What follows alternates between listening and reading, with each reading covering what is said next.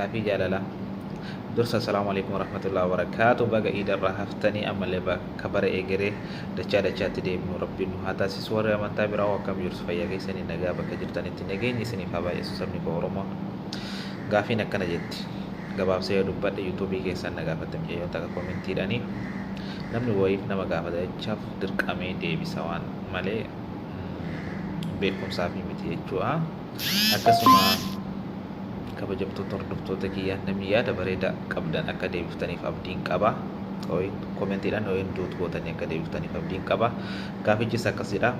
Viidiyoo irratti isinii maxxansa. Fuula viidiyoo irratti yaada ijoo keessaa tuqaa koomentiin dheeraadha waan ta'eef.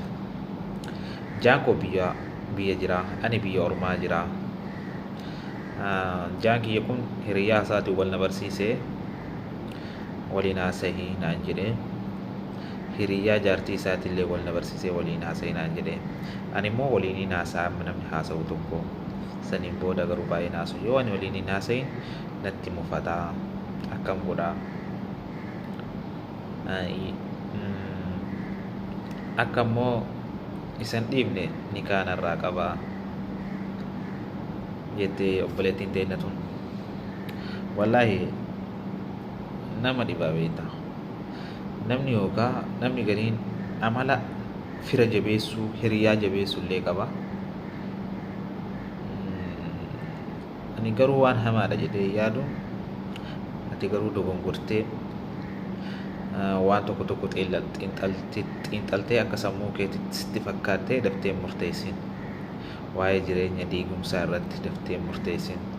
Akkuma amma na gaafatte kanatti yaa jaa kiyyaa, yaa bareedaa kiyyaa, yaa abbaa mana kiyyaa, yaa abbaa mucaa kiyyaa jedhin yoo mucaa walirraa qabaatta yaa abbaa mucattii kiyyaa.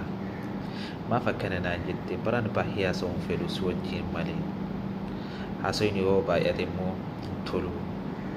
Rakkoo adda addaa illee itti dhiyaadhuutiiti. Akkasuma gaafadhu inni sitti hima. Akkasumatti immoo waan waliin hin haasofneef illee isatti himiiti.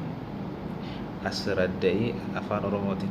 Gini jaalmarrootu Addis Ababa mi'een gadda maa rakkoon qabu yaafuu waliin taanu akkasiin jedhaan. Amansiisi waan akkanaa kana baay'ee natti tolu nama waliin haasa'u jedhiin itti himi. Kanaaf immoo waan xixiqqoo laaltanii jireenya keessanii bittinneessinaa. Jireenya diiguun waan salphaa wayiiti. Afaan takkaa lamaan diigama garuu deebisanii ijaaruun jireenya akkasii deebi'anii argatuun baay'ee ulfata. Maqaan sitti bahee jira. Namni immoo heerumatti dura heerumte sanii si cabsa.